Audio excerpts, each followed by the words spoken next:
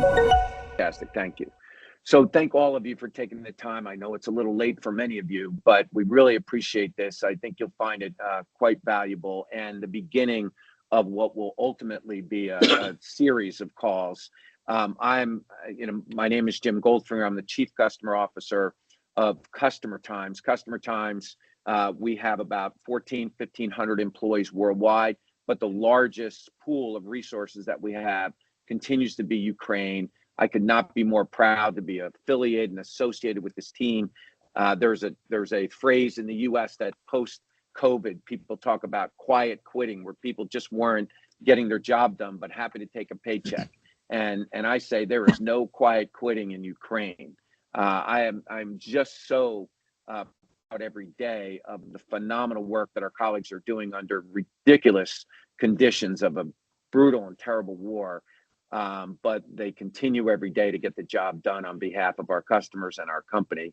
Mariette and Scott, I had the opportunity to meet Mariette, and I'm just so happy she reached out and said, hey, we'd love to connect some dots between Silicon Valley, inventiveness, if you will, and innovation with Ukraine. Scott has roots in Ukraine. I have personal roots in Ukraine. Scott's worked with teams in Ukraine. So he was really, happy to share his, valuable insights. And Mariette and Scott will get a little bit more into the details of awards he's won for innovation. He's a serial entrepreneur. But, what he was describing is like, it's one thing to add new products to existing categories. It's a whole different method to create new categories, which Scott has done over and over. So I don't want to take any more time. For those of my colleagues on this call, thank you. Thank you for everything you do every day. You're in our thoughts and prayers every day. For Mariette and Scott, can't thank you enough for reaching out and setting this up with us. And I hope this is the beginning of many, in the series, and we'll keep this collaboration going. So Mariette, I'll turn it over to you. Thank you so much, Jim. Really appreciate the intro, and we're just thrilled to be here. Thank you so much for joining us all the way from Ukraine. As Jim said, this was just a vision that I had for NIMBLE Mindset, that we wanted to do something to help our friends from afar. And we don't feel we're arrogant that we can't learn from you also, but Scott and I have been in the innovation space for over 30 years. And we've been involved with bringing disruptive technologies to market. Scott in particular, and I was a part of it too, with starting with VoIP 30 years ago, the very first internet phone. He was the product manager for that. I was actually the voice of the very first internet phone. Also bringing very disruptive technology in the telecom world to market as well. The very first soft switch that Scott could talk about a little bit if he wants. And then I worked on bringing the very first e-commerce to life 25 years ago. And then together we co-founded the very first cloud video conferencing company 3 years before Zoom started. So that's sort of the background of us working together for many years. And then I really wanted to bring Scott here because I think he has a particular genius in terms of creating not just product innovation, but entire new categories. And you might step back and think, how is that done? And how is he able to win not one, but two Time Innovation of the Year or Inventions of the Year awards? So I wanted to let him introduce himself as well and share what you're doing. And then just NIMBLE Mindset, for your information, is an organization that's working toward helping entrepreneurs all over the world to learn how to do innovation, learn design thinking, and bring products to life that the world needs. So with that, Scott, I'll let you introduce yourself. Okay, thanks, Mariette. Obviously, you're a little biased about my background, but thank you. Yeah, and not repeating what other people said, but a 5-time serial entrepreneur, and I've been involved in 5 startups and scale-ups in a row, where basically we were not only creating new products, but new categories, as Mariette said. The first voice for IP product that let you make free phone calls over the internet, the first product that allowed you to convert telecom from hardware to software. Mariette and I starting the world's first cloud video conferencing service. Maybe we'll get to that as part of our journey. But then in particular, you guys would probably hear a lot about people creating products, but I thought we'd take these 2 Time Magazine Innovation Awards and kind of dive a little bit behind the scenes a little bit about, well, how do you create these things? What did we do, and what were the challenges behind them? And to dive a little bit deeper than what you might hear about from a book or Steve Jobs creating something. with that. Yeah, definitely. Could we have the next slide? I just wanted to bring up the, there we go. This is, if you haven't seen it, this is kind of a fun thing to look at. These every year Time looks at the 200 best inventions of the year. And there are multiple different categories, and you can check these out. They're kind of fun to look at. Right now, there's a lot of focus on AI, but many different categories. And so I wanted to start with was one of the products that Scott worked on for a very long time. And actually, you want to start with this one? Yeah, we'll start with this one first. So this is Logitech LogiDock. So why don't you explain what this product is and what it does? Do you want me to turn the slides off? Yeah, we can turn the slides off. All right, so you guys can see full screen. Yeah. So I think this product was developed right at the beginning of the pandemic. So a lot of people at that time were thinking about the new webcams that they wanted. Most people had not done video conferencing, which is it took a pandemic, of course, to shift people's behavior. But at the time, I think you were running the video conferencing division at Logitech, and the thought was probably for most people, what kind of new cameras could we develop? And you took a completely different tack and created a whole new category. So maybe you could tell us about what your process was. Yeah, exactly right. So setting the scene, it's March of 2020, that terrible time that none of us probably want to remember too much, but everyone's at home trying to figure out how do you do working from home. And I happened to be running the business that had over 90% market share for webcams. So there was tremendous pressure on us to create more capacity and supply, but I think there was also tremendous pressure on me and my group to basically, we said, well, we need to innovate. We need to create a new webcam because we hadn't innovated in webcams probably for about 5 years, creating a new one. And so me and my team sat down and we said, all right, what should we do to create another webcam? And there were a couple things that became obvious to us. One was that the webcams that we had just created were actually already very good. And we were looking at the state of the art for technology about how to make it better. And I think one of the things we realized is that we couldn't. So I think one of the lessons that you and I were talking about in preparation for this is that in addition to sometimes talking to your customers, I think people hear about that a lot. I think in order to really know how to create new products and categories, you have to kind of understand what is the state of the art of technology. And sometimes it's not far enough along to be able to create something new. So in this case, we realized that the chipset, the software, we couldn't actually create anything better than what we did 5 years ago. So we kind of told everybody in the management team, we're not creating a webcam. And they were like, what the hell are you talking about? Like, of course you need to create another one. And we try to explain to them. And they said, well, what can we do for people working from home? So we said, all right, why don't we, instead of just getting narrowly focused on a webcam, we said, well, how do we solve the problem for all the billions of us who are now thrown into this new environment working from home every day? So in order to do that, one of the things we did is we said, well, why don't we look at what all these new end users are doing? So one of the things we didn't want to do is we didn't want to look at our engineers, because we figured our engineers are like power users. They had probably like 3 monitors and very advanced setting. We wanted to target an advanced group, but not the most advanced. We said, who are a group like that? We said, actually, our sales team. Probably they were not too techy, but they were all thrust from working at home now every day. So we did right away. That's very radical, because I think most people would just do the incremental innovation. And I think your company Logitech actually had a history of doing a lot of that in that group, right? They just kind of iterated on what was already being done. So I think just right off the bat, like taking a step back and saying, actually, we're going to look at what the market needs and think about what they're not even thinking about yet either.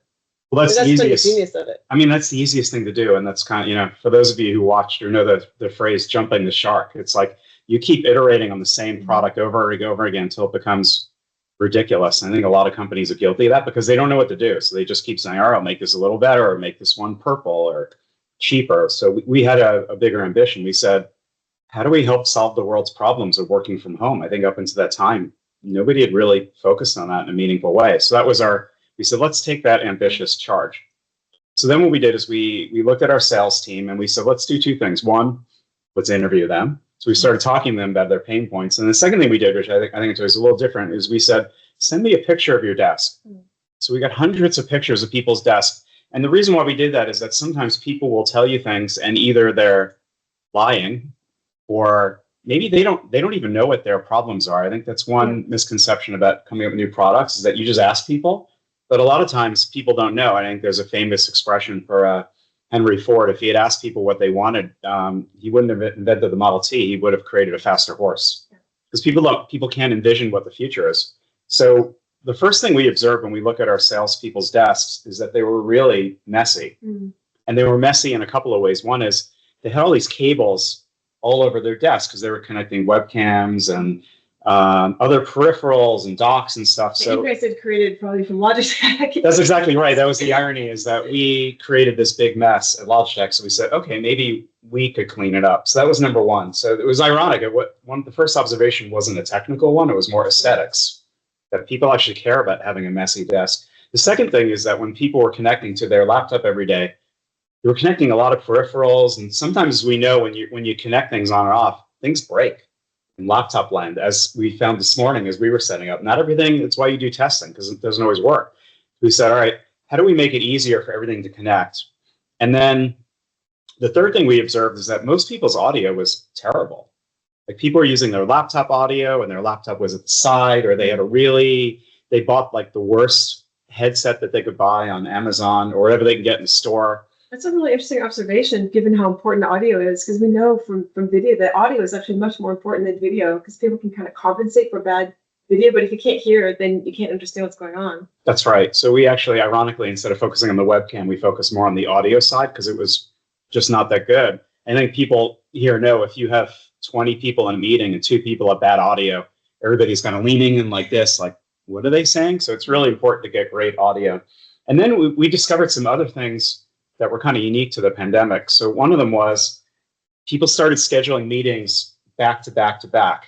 And the difference was between being in an office where you were walking to different meetings, people kept missing their meetings and coming in late. So we're like, even there, like, is there anything we can do to solve that problem? So we stepped back, we took all those inputs, and we said, what is the product that we can create? So we ended up coming up with this idea of LogiDock that actually no one had created before. In fact, it was a whole new category, in that it was a speakerphone, it was a docking station, it was a hub, and it had this video conferencing control. So one of the things we even struggled with is, what do you even call this thing? Like, I mean, and I think that's a challenge that I found in my career, is that when you're creating a new category, you have this real challenge in that if you call something completely new, nobody understands what the hell it is.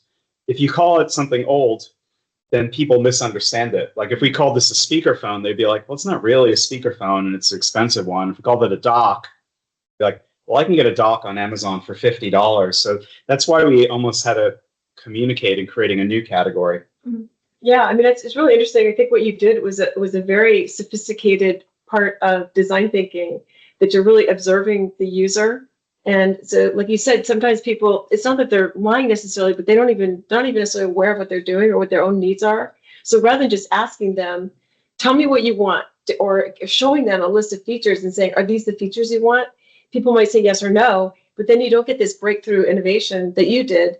And the way that you achieved that was actually to step back and say, I'm going to show me what you're doing. Send me pictures. Let me interview you. Ask you, walk me through your day.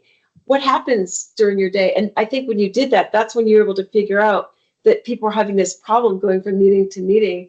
And therefore, your idea of having the box light up and send you a signal when it's time to go to your next meeting and actually flash visually to you is a kind of radical idea and invention. Yeah, maybe I can even describe what that feature is for those of you who haven't seen it but are using it right now. Can you pick it up, or is it not? No, I didn't pick it up. Let's not do that. So part of what we realized, again, is that people were missing their meetings. We said, all right, how do we fix that? So I think one innovation that we did is we didn't just think about it as a hardware company building it in hardware. We said, well, maybe one way to do that is a hardware-software combination. So what we did is we put a very subtle ambient light on the LogiDock, and then we had some software that would link in with Microsoft, Zoom, Google, or Teams. So it was kind of product agnostic. So when the meeting came about 5 minutes before your meeting, it would kind of slowly light up.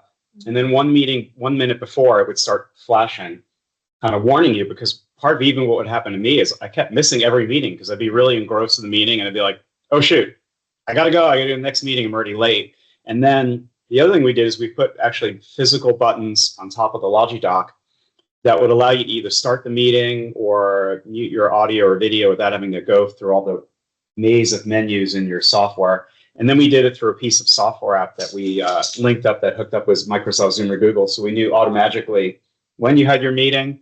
And then we also had a one-touch to join that would pop up and start your meeting. So I think one thing that's interesting is that we not only do go really far away from the webcam idea, but we came up with all these ideas about aesthetics and being on time that, if you think about it, have kind of nothing to do with showing up at your meeting and solving a problem. And that's part of why we won the award, is that it was so interesting and different and unusual. Right. And then could you also talk about just the context of, when you're thinking about creating something new and your vision for what that will be, like thinking about the context of the ecosystem that you're putting that product into and how that plays into how you make those decisions. Yeah, I think one of the things that people miss is that it's not only about your product, but you kind of have to understand what is around you and what's the state of the art. In the Logic Docs example, there was a state of the art about hooking up to monitors. So there are a couple of standards to connecting to monitors, and we basically had to choose which we wanted, and both of them had trade-offs. And if we made the wrong decision,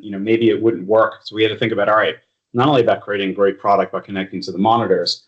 You and I were talking about earlier when we were building the world's first video conferencing service, we had to think about, all right, what's the state of the art of connecting the hardware, and if it was good enough. So I think one of the things that product designers make a mistake of is they think obsessively about their own product.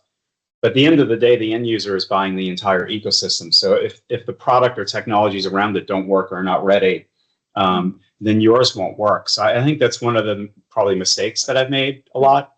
The kind of lessons that I've learned is about thinking about the state of the art, about the ecosystem around you. And in some cases, and we were talking about some of them earlier, the technology for the ecosystem is just not ready. Right.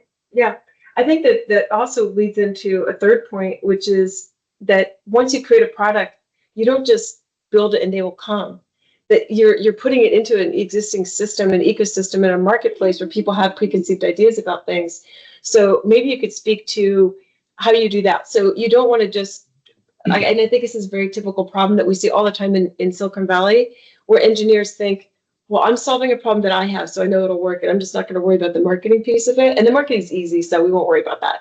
But in fact, it actually proves to be sometimes half the battle, if not sometimes more than half the battle. It can be actually a significant barrier. Sometimes the technology piece is much easier than actually getting market acceptance. So could you talk to how you ensured that this product would succeed? Because obviously it did. You sold, how many of these did you sell? Well, it wasn't, I would say it was successful, but not as much as we want. I'll talk about some of those challenges, even though we won this, innovation award. So one challenge I think that comes up a lot is just, what is the product called? Like, what is the name of the category? And you may say, oh, that's not a big deal, but actually it's not just the name of the product, it's even what category it has, because in order for people to find it, understand it, they're not looking for this new category. So we actually spent a lot of time, and I have in the past spent an inordinate amount of time on coming up with names. In fact, with this product with Logidoc, we had an internal process, we had our central marketing team, even the ones that my team I came up with were bad. Yeah. And then we hired 2 external naming agencies, and their product names were just terrible. I ended up having to basically name the product, just take charge and I was involved name it and override everyone from doing it. So part of the challenge is it was like, is it a speakerphone? Is it a dock? Is it something? And at the end of the day, we realized there was no perfect name. So we came up with the name of Logidoc that would hopefully talk about it as being this new premium docking experience that also had a speakerphone and these other things. But I think that the naming is important. That did create a challenge, even as we went out to our sales team and the channels and the customers, because every conversation was like, what is this thing? Right. If I could just add something on naming, when I'm working with entrepreneurs, I like to tell them to do a few things with respect to naming, and that is pick something that people can pronounce and that they can understand. So when they hear it, they immediately go, okay, I know what that is. And it's a little counterintuitive. You think about like Google and Yahoo and all these words that have become successful in Silicon Valley, but those are some exceptions. I think generally speaking, when companies come up with a product, it should be something that is easily understandable and recognizable, and you could spell it, hear it. The company that we did actually was called VidTel, which was a sniglet with video and telephony. So it sounded like a good idea, but on the phone, people would go, what? How do you say that? How do you pronounce that? And it created a barrier. And also, if you're going to a trade show and you pick a word that is at the very bottom of the list, you'll be at the bottom of the catalog. You'll be at the very end.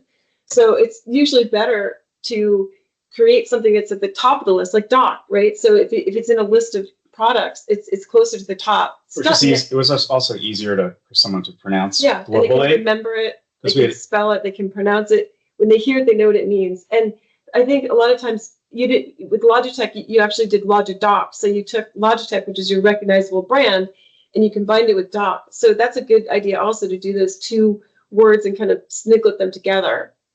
Yeah, that was even a debate there because at the time we were calling everything Logitech, but Logitech doc sounds really stupid. So sometimes you have to you have to not be dogmatic about the rules that you have. Sometimes you have to rules if it doesn't make sense. That was one where we had a big fight because I violated the naming convention of a public company, and some people weren't happy with me, but I think it was ended up being a better decision. Yeah, I think that's another point. I remember when you were there, since you've done so much entrepreneurship and you're used to kind of being able to break things and do things differently, that you were in a culture, it's a big company culture where I distinctly remember people saying things like, "But we've never done it like that before." And I think it's a challenge when you're in a culture in a bigger company where people are accustomed to doing things a certain way. So I don't know if you have any tips of how to break through that or use your entrepreneurial thinking to get people to be comfortable taking a risk on something that is new.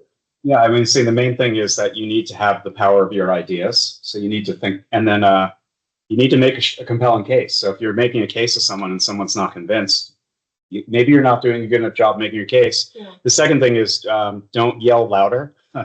It doesn't work. Like people are going to just push back on you more. So, and then sometimes it's just you have to make a call and go with your convictions. And if you think you're right, sometimes you won't be right. Sometimes you'll be wrong. You have to be willing to, I guess, listen to the market and people and say, all right, maybe I made a mistake. Yeah. So what do you think you could have done differently with respect to the marketing piece or the go-to-market?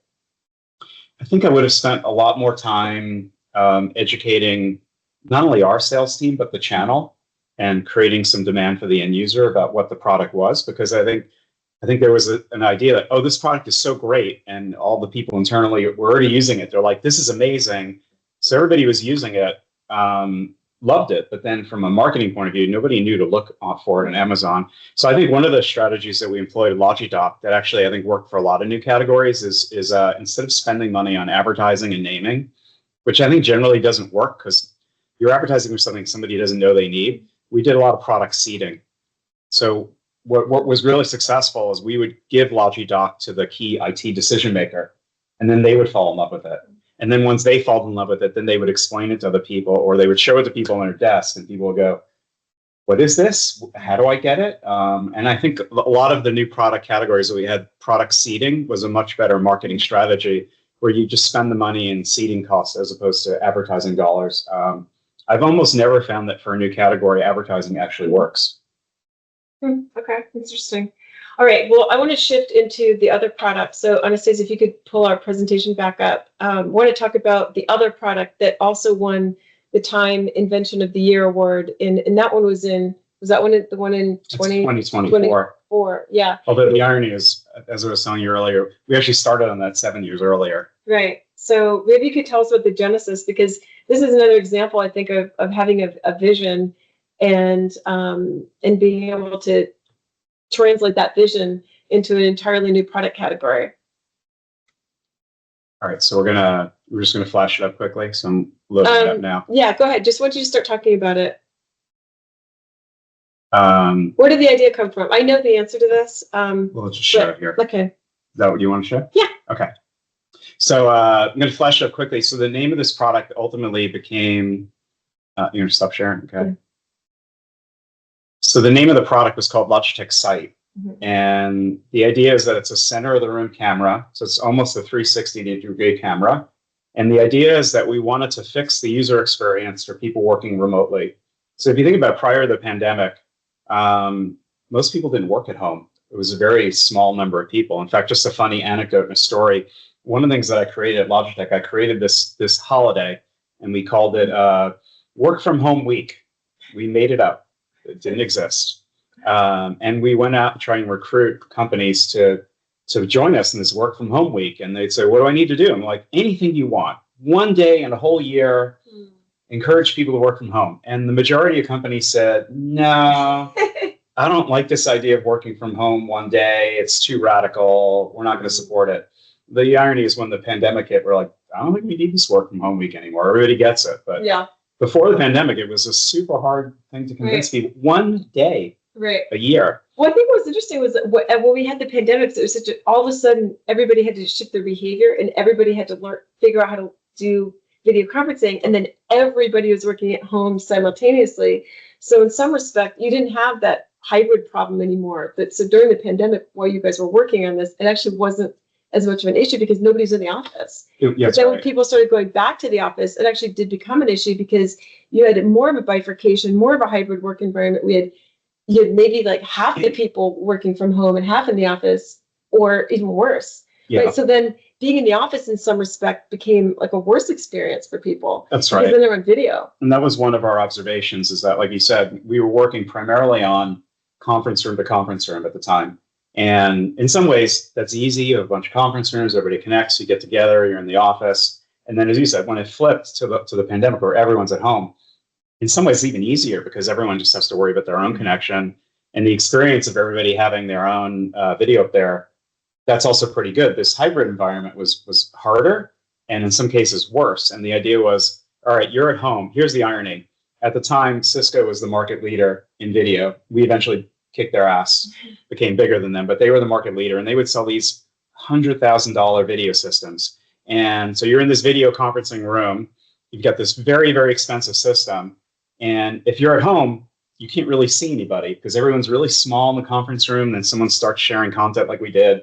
Our joke was that you'd be a conference room with ants. Yeah. And no one can see anybody. So the irony is it didn't matter how much money you spent in the conference room, your experience at home sucked. And then you probably can't hear anyway. Somebody would turn their head like this, right? And then the camera's no longer on your face. So the person from home can't see that, or they can't see the person's reaction right to the back of their head, or it's small. Even worse than that, you couldn't even see them. They're just too small. You can't see them, you can't hear them.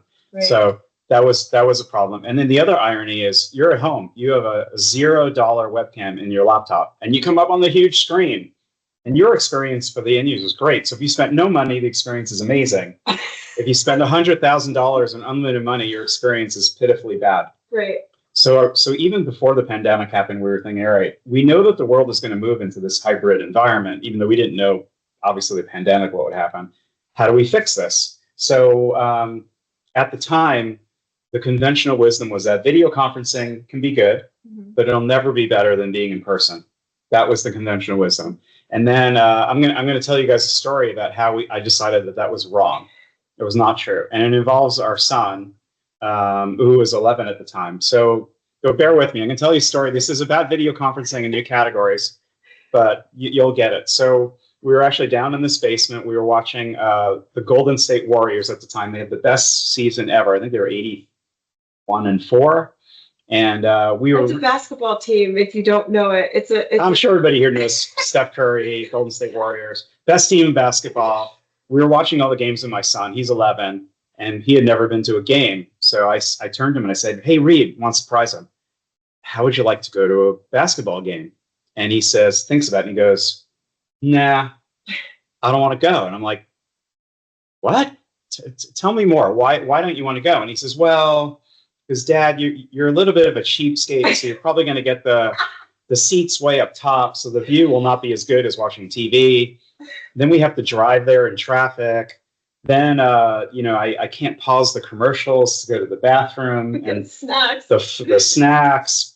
So he's describing this whole process, and basically what I realized from a work point of view, here's this 11-year-old telling me, you know what, the remote experience is actually better. Is better than being there in some ways. And it was really shocking to me. And I was thinking, all right, it was an epiphany. And all right, what could this mean for video conferencing? And then the inspiration was, what if we took all the things that you have from a television game, a sports game, or Hollywood, where instead of having one godlike camera up front, which was the paradigm at the time, what if we had unlimited number of cameras? And what if we had the equivalent of Steven Spielberg directing the show? So that became our inspiration. And it was part of the announcing, right? That he liked listening to the announcing, like all the plays. Yeah, which would be like the AI analysis and commentary today. Yeah. So our overriding vision that I came up with is, I said, video conferencing will be not just almost as good as being there. We said our vision is to make it better than being there. Now, obviously, at the time, we couldn't do that. Like, it wasn't better, it was worse. But that became our overriding vision. And one of the things you and I talked about is, I think in order to come up with a new category, it really helps to have a big vision about where you're going. So that was our rallying vision. And then over time, what we realized is, all right, how do we create this multi-camera, AI-infused experience? I think it also, one of the things that we've talked about as well is that it's also relevant to think about what is the state-of-the-art technology, what is possible, because sometimes it's not a good idea to do something radical because the technology is not ready and available. Like, I know you thought about like holograms and virtual reality, and your conclusion was the technology wasn't ready. So sometimes even just having a vision, you may be hampered by recognizing that the timing isn't right. Absolutely. Technology is not better. We actually confronted that when we did the first cloud video conferencing service, that we were initially going to put our service on a dedicated device, and the manufacturer of the device just wasn't going to have it ready in time. So we had to move to a different model. So I think that's important distinction to make, is think about the context and the technological environment that you're in, what's possible. I think that's absolutely true. And I think it's also particularly true back in this case for this product, because we said we started in 2016 and it took us 7 years to kind of launch it. So why did it take so damn long to get the product out? Well, part of the reason why, I mean, walking through the journey. So the first thing is we had this overarching vision. And then we said, all right, how do we break that down into smaller problems? Like, what does it mean to have multiple cameras? So one observation when we looked at— Maybe you could describe the product a little bit. So it's a camera that sits in the middle of the— Yeah, so it looks like a Pringles can, or like a cylinder. It's got 2 cameras on each side, so it's actually 320 degrees, not 360, because what we realized with AI, if you look at the screen in front of you, it's almost so good it thinks that's another human being, and it creates a false positive. So that was kind of one thing that we did in the middle of the product development, is we realized maybe you should make it worse to not pick up the because it thinks that the screen is a human being and creates this false positive. So the idea behind it was that you're in a video meeting, you want these multiple cameras, and the challenge is, all right, when we're looking in front, all right, so when you guys are looking in front in a conference room, it sees your face. All right, you turn to someone else, and then there's like, you can't see, somebody's blocking you can't see them. So then one solution is, all right, don't make the camera in the front, make it in the center. And then we realized, all right, you just move the problem to a different place. So our epiphany was not a camera in the front, not a camera in the center, both. And then you make it as a system. And then the idea was that we would use AI to kind of figure out, all right, whenever the human being turns their face, whoever's talking. Well, not only, well, it's a couple things. So looking at the human's face and move the camera whoever's talking, but then we also didn't want to show 20 people in a meeting room. And I'll give you an analogy of why that would be terrible. You think about a basketball game again. You don't see 20 heads moving around. That would be just like too much information and jarring. So we said, all right, why don't we just have like the top 2 or 3 people who are talking, and then show a broad view of the, so we had multiple cameras, one camera that would have a wide view, one camera that would have AI only looking at the room, and then another set of cameras that would pick up where the face was. Now, I had 100 engineers, many of them in Ukraine, working on computer vision development to solve this problem. This was an incredibly hard problem. And getting back to your point, part of the reason why it took so long is we needed a massive amount of processing to do the AI and computer vision, and the processors of the state-of-the-art weren't good enough. So part of the reason why it took us so long to create the product was we needed to wait until we had a much more faster processor to be able to do that. That was number one. The second thing is we initially came up with an idea. Here's another mistake that people make when they're creating categories. You assume that the market leader is so smart that they know how to solve the problem, and you just copy them. So one of the things we did is Cisco had a product, and it was a front of the room camera, and had 4 cameras on it. And we were like, oh, well, they're a multi-billion-dollar company. They must be really smart. Let's just see if we can do their product better or cheaper. So we put the 4 cameras up front, and I was explaining one of the things to do when you create a new category is try to spend the least amount of time building the prototypes. Yeah. So we literally took 4 webcams and we stuck them together at the front. And then what we did is we had a human being, we started a meeting and we had a human being manually move the camera. So kind of emulating it. Instead of writing all the software, we just hacked it with a human. And we did the camera and we did this experience and we found out it was actually bad. And the reason why it was bad is I think about 4 cameras right next to each other. It didn't really change the user experience that much. It didn't change that problem when I turned to you. So we said, all right, that was wrong. So then the second thing we did is we took 4 of our best webcams and we taped them together into a center of the room camera. And we did the same thing with the manual adjustment. Yeah. And that we realized solved the problem. So that kind of set us off on this journey of specifying the hardware, the specs. We actually went to a company and built a custom chipset for us because at the time, the state-of-the-art chipsets, believe it or not, even the fastest mobile Qualcomm chip was not fast enough. So we had to go to MediaTek, and they built a custom chip just for us to do this product and special processing. And then it just took us time for the design. And then when we launched it, I think people were like, this is unbelievable. It changed the game. And now I use it in my office every day. And people are like, what are you using? How did you do that? It's so, I would say one other thing that I think is important about creating a new product is the more that you have to change someone's behavior, the more likely it is going to fail. Because human beings are lazy. We don't like changing behavior. One of the things I loved about this product is that you could just put it in the center of a conference room and nobody had to change their behavior. So it would modify to the way we move our heads around. And the end user at home, they didn't have to do anything. They just automatically got the benefit of that. So I think it's one of the reasons why I'm super excited about this product is that it just fit into an existing ecosystem and nobody had to change. We modified our product to the way humans behave rather than the other way around. Right. So the way it looks is when you're in site, it looks like everybody's actually all remote, even though it's a blend. So that's kind of the genius of it is that it makes it democratizes the experience so that everybody looks the same on the same footing.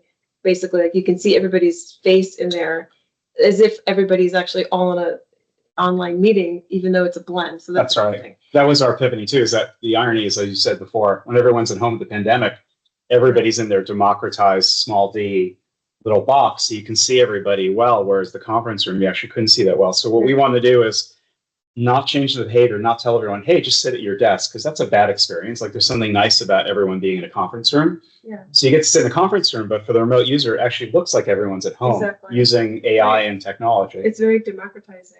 I think I would just want to emphasize how important it is that the comment that you mentioned about doing the rapid prototyping and be able to do that in a very low resolution way. So with NIMBLE Mindset, we run incubator programs, and we will actually give people the most low resolution materials, including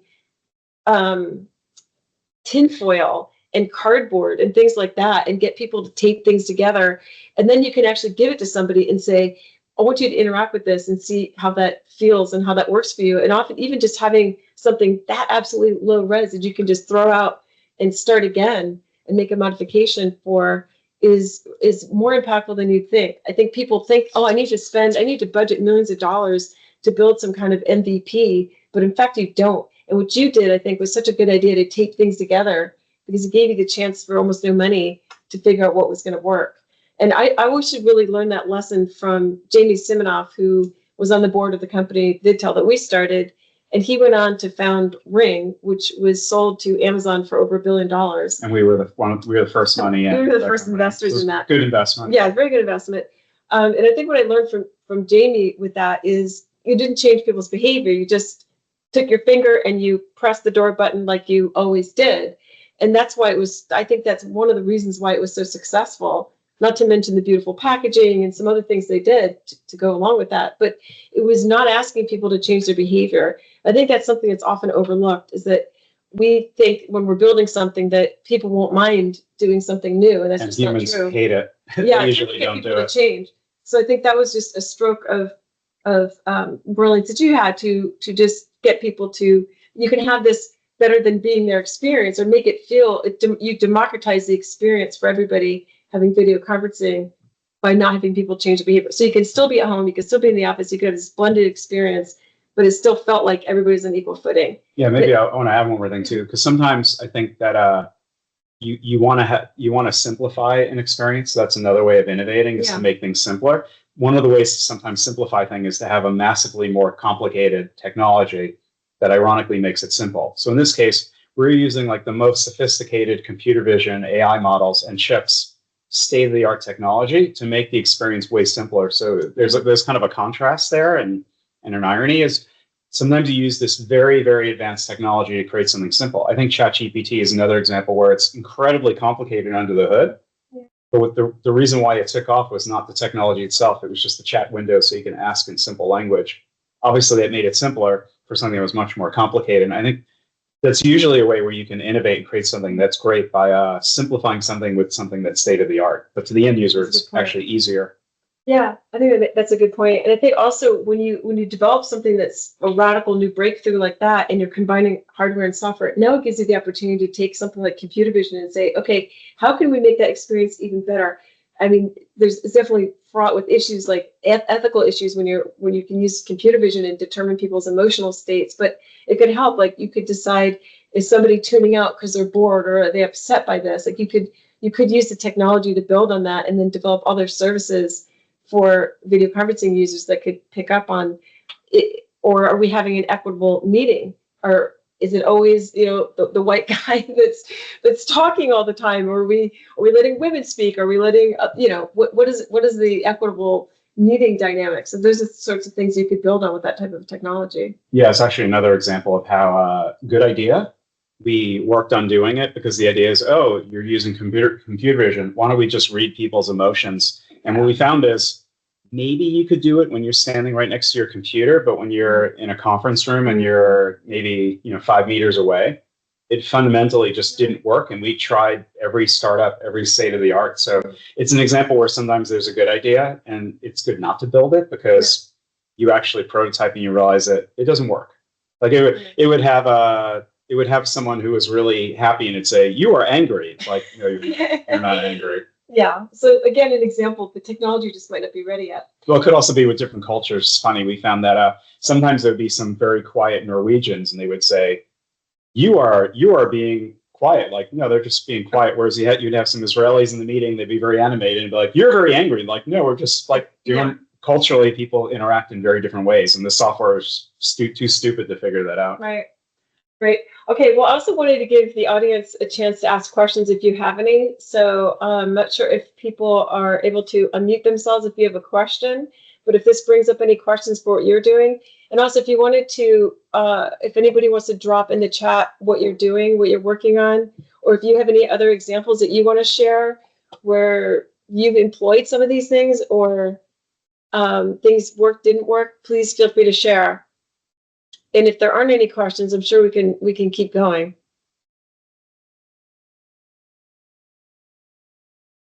I know there were some questions ahead of time, Anastasia, Okay. You shared, if you want to throw those out there. Yeah, absolutely. You want to do that for us? Anastasia, do you have those? Did you put them in the chat? And if people want to turn on their video or not, that might be great too. Just at this part, maybe make it a little more interactive if you're open to it. Sure. And if Go ahead. Go ahead. Yeah, we're happy to keep. I remember one of the questions was like, what are some great product opportunities for 2025, right? Where you could get immediate, payback for something that you see on the horizon. And then there was another question about 2030, which is, the world's changing so fast. I couldn't imagine what you might be thinking 5 years from now. But if you have thoughts on, they're in the chat now. What are some hot ideas for this year and then years down the road? Yeah, I think this is, a hard question to answer. I think if you wanted to ask that question, what I would do is I would talk to your customer base and really get to know them and deploy this process that we've been talking about, which is not to look for something that may be obvious, but to really understand like what unmet needs do people have. Walk me through your day. What are you doing? What's challenging for you? That's where those ideas will come from, not from kind of looking at current trends, I think. So I think that would be an approach that I would suggest if you're trying to come up with something. That's a very broad question. I also do a lot of work in the longevity space, so I think there's a lot of things coming down the pike where people are able to use their own information from their own body systems to calculate the state of their health. So I'm seeing a lot of innovation in that area. And with the device tracking that we have and the ability to track our own biometrics, I think we're going to see an explosion of that in terms of just being able to track our own our own progress toward better health. Yeah, maybe one of the ways I'll approach it is obviously everyone's talking about AI. And one observation about what I'm seeing in AI is that there are a lot of mistakes in the way I think people are thinking about it that I've seen where it was the internet or web browser or blockchain or mobile devices. People go, there's the internet business or the mobile business or the blockchain business. And now people are saying there's the AI business. And I will tell you, there is no AI business. AI is an underlying technology, just like TCP/IP is or Python or anything else. So I think the right way to think about it is how do you apply those, just like you would apply a web browser to different businesses, you'd apply AI to, are you the insurance business or accounting or HR or marketing? And think about how you apply it as a context. And part of what I think is happening in the world is everybody's trying to think about how do you apply that. And I think that what you're seeing with the different AI models, so there are going to be a lot of them and they're going to be mostly commoditized, just like you had browsers that were commoditized. And sure, there'll be value in that layer, but the value that's going to be more important is solving the user problem on accounting or lawyers. And there's you could think about every different business about just how you apply the internet to those businesses, applying AI in the context. I think so. It's people talk about them in agents, but fundamentally, I think it's just taking the value of AI and looking at the processes. And I think one thing I heard a couple of weeks ago, which I really liked, is they said all software before AI was really about just enhancing what people were doing for existing humans. They said the new AI, all these new businesses are going to be basically about taking whatever a human does, which is where most of the money in the world is spent, and replacing a function. So it doesn't necessarily replace the whole human in the job, but it just replaces a particular function. And all those things are going to be automated. So I would say, look at any process of what any human being does, all of us, over and over and over again every day. And if you could find out how AI can replace or automate that, and it could be in anything, it could be in booking a hotel or running an accounting report. So it will be more of the agent UI interface. I think that's where most of the new value will be created in the next 5 years. In 5 years from now, what I'm particularly interested in is the intersection between the physical world and the digital world AI.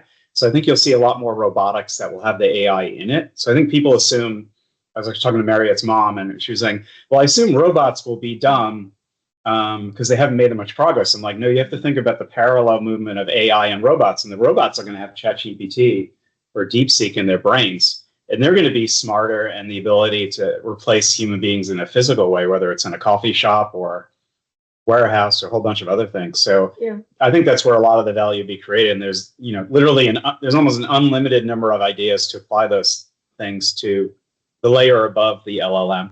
Yeah, I think that's a good point. And I think right now that people are just scrambling to build anything with AI. And a lot of those technologies are going to be obsolete if they're not already, because the agents are taking over. But I think it's again, to my mind, it's not the right way to think about a problem. The right way to think about the problem is we're still focusing on humans and what humans need. So I think this whole notion of human-centered design has to drive the innovation process. That is the most important thing to do, is to empathize with the end user and truly deeply understand them, not by doing market research, but by getting into their shoes and finding out how they're living their lives. As Scott was saying, what processes could you disrupt and make it easier for people? And that, to me, is really the only way forward. Yeah, and the thing, another just thing, they have 90% of what humans do in jobs sucks, right? There's all this quotidian of writing emails, the same emails over and over again, or designing the same graphics over and over again, or sending out the same reports over and over again. So all those things, I think, are ripe to automating. And if you automate them, you'll create incredible number of value because you'll be saving the labor. And if you, as a human being, can work with those, and then we'll become a lot more productive. Obviously, it will replace some jobs, but I think about it less about replacing jobs, about replacing some functions that all of us do that we don't like doing.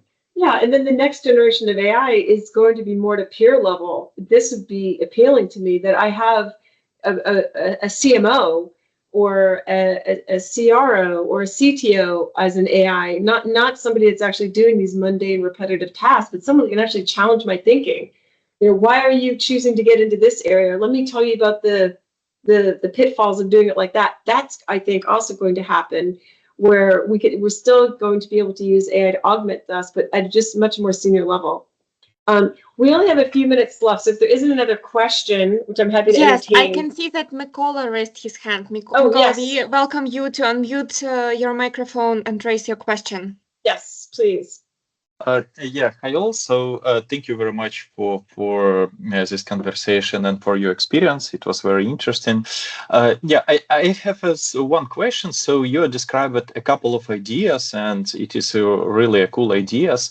But these ideas cost, like, I would say, 10, maybe $100,000. Yeah, so I mean, like, development, it's like I don't know, investigate it, make some research and etc. with involving a huge amount of people. So what does it mean? So in this case, you have to have some or investors, or you invest your own money, but it is like pretty big amount of money. So my question is, so what is the whole flow? Yeah, so you're first of all, you'll find some investors, and on then you are thinking about some idea, or you have an idea, you're looking for investors, or you have your own company with like a big amount of developers. So how it is works, so in generally? Yeah, I mean, that's a good question. There are lots of different approaches. Typically what people do is they'll start with an idea, and there are some companies and some investors that will fund people simply based on an idea alone. You're selling them the dream and they'll invest in it. And there are other investors that will only invest when you can prove that you have a prototype that works. And there are other investors that want to wait until you can prove that you know how to get customers and you know what your cost of customer acquisition is and how you're going to lead in the market. So there are so many different types of investors, and it really depends on your own appetite. If you have an idea to start something, are you able to do that alongside getting your income and keeping your current job?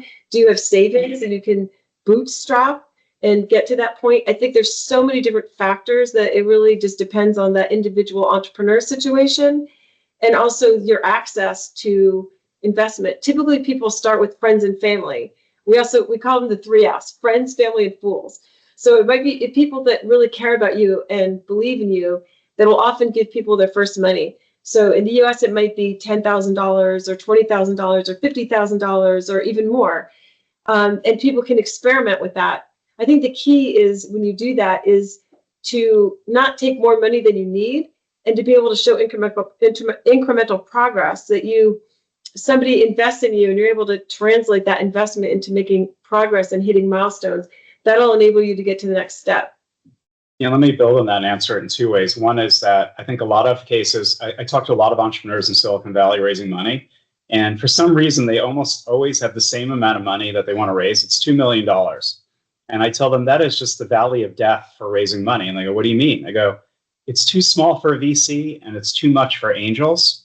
And I go, how'd you come up with $2 million? And usually they go, I don't know, it seems like a good amount of money. Like, they haven't a lot of thought about it. And I think the main way to think about solving the problem is, what's the least amount you can do to get the most amount of traction? And a lot of times it's, well, I just want to hire 4 people and do whatever. But I think what you can do is break down the problem and say, how do I show more traction for the least or even sometimes no money? So I think that there's a great book that I love called The Lean Startup. And it sounds like it's about being cheap, but really it's about doing all the work up front before you actually go ahead and commit to building the product. Yeah, Eric Rice. He's an engineer, and when I read the book, I almost spit my coffee out, because he kind of had this epiphany that you need to actually build something for the customer. So as an engineer, that was an aha moment for him. To me, that seemed very obvious, but I think that it shows that the idea of it is actually not just lean in terms of being lean, but actually not wasting money by building for the customer. Because when companies build without really understanding the customer, there's often not a product market fit, and then they have wasted millions of dollars and they have to start over. There's so many examples of failed companies, and that's principally the reason why startups fail. And in fact, if you look at a company like Slack, that's now very successful, they actually started as a gaming company. And they didn't do the due diligence to understand what their customers want. So they built a crappy game that no one wanted.